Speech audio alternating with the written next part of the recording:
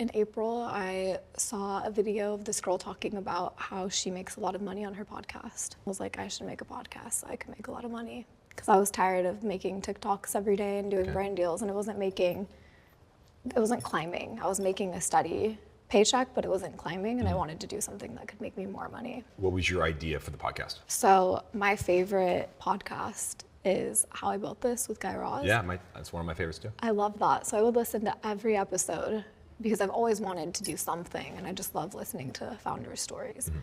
So I knew I could never be an interviewer like him, but since I loved that podcast, it was inspired by it, but it was supposed to be a parody of it.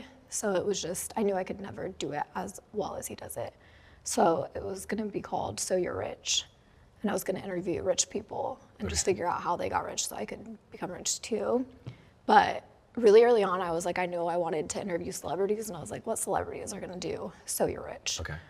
And my very first interview got sent to my team at the time, and they accidentally sent me an email thread that was not meant to be seen by me, where they were just talking about how horrible my podcast was and how it would never go anywhere, and I should just be myself and not be in this character. What was the character? Like, it's obviously you're obviously famous for your sarcasm, deadpan. Was it that sort of thing? Yeah. They thought that was so stupid. Was that a character?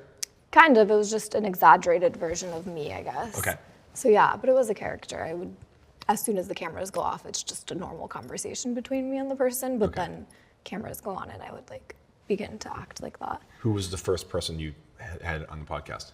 Her name is Colleen Ballinger. Miranda sings.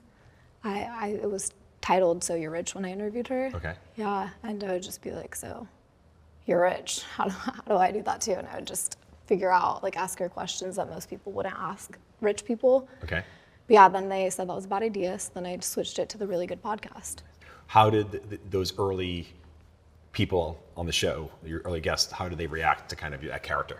They knew that it was coming. She is a comedian, so I think she really knew and she understood it, and she said it was going to be big.